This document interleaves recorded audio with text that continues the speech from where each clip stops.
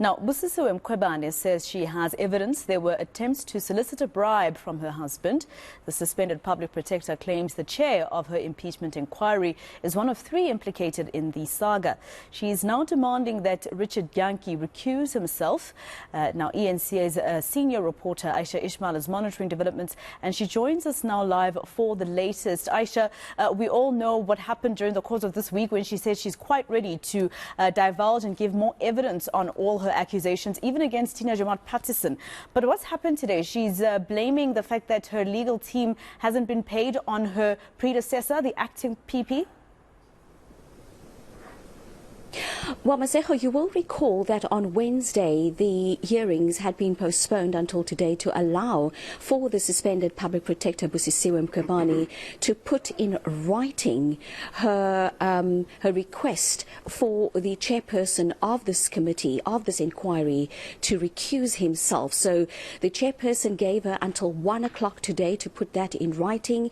And today, of course, we heard from the public protector where she indicated that it's highly unlikely that she is going to be able to put that in writing. She says she does not have legal representation, and this is, of course, this came about because it is so far the bill has run up to almost 26 million rand, and it is a year today since the public protector had been suspended by the president.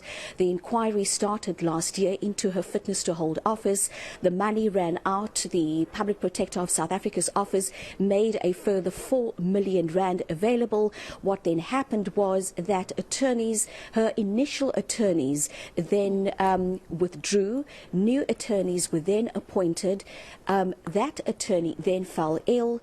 The public protector of South Africa then appointed the state attorney to act on behalf of the public protector. The public protector is now saying that there's a serious conflict of interest to have somebody from the state attorney's office representing her, while at the same time the PPSA, the public protector of South Africa's office, has also appointed the evidence leaders in this hearing. But I'm now joined by the chairperson of this Section 194 inquiry. Mr. Dyantyi, just very briefly, this conflict of interest that the public protector or the suspended public protector is talking about, you're not buying it?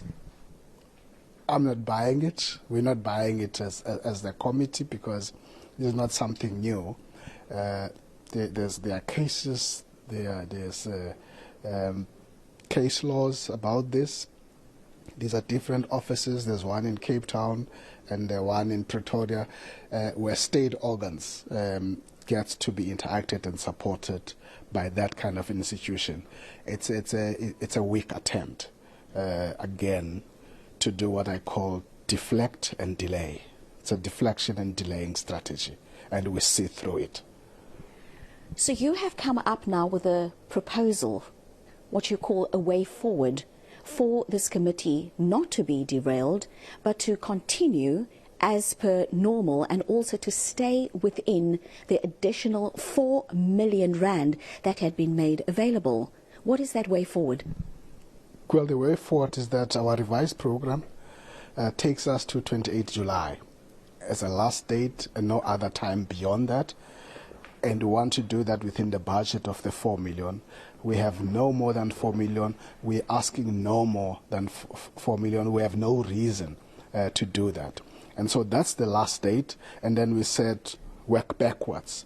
From today, we now kind of said, in the light of this, because the public protector effectively is declining the assistance of the state attorney, we're still going to assist and with the PPSA to ensure that that gets finalized. But from today, we said we are going to, by the end of the 28th of July, going to have tabled a report to the National Assembly, which will start in the next week or so with questions from the evidence leaders and members in writing to the public protector for her to respond to those in writing. If she prefers to do it orally, it would have to be a day after she received those questions. So we leave that to her choice. Once that is done, we will allow in the detailed kind of memo and directive that I'm going to issue, those kind of timelines, including when there's going to be closing arguments. If a senior counsel wants to do that, they will do that, whether it's in writing or orally. And then there's going to be a time, because we're Parliament.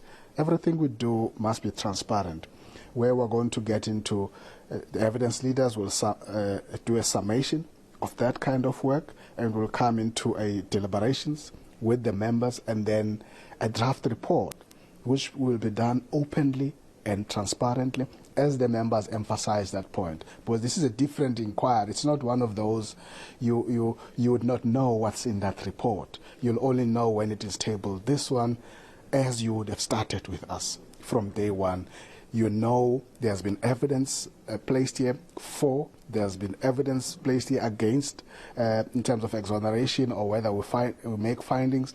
All of those issues are going to be helping us. So we're good to go to meet the deadline of the 28th of July to do our work. In fact, I even went further and said, post that, we will be busy simultaneously with another process of Section 193, that one of appointing a new public protector. I'm part of that ad hoc committee, because by October, end of August, September, we need to have a new public protector appointed by Parliament. So we have no time beyond 28 July.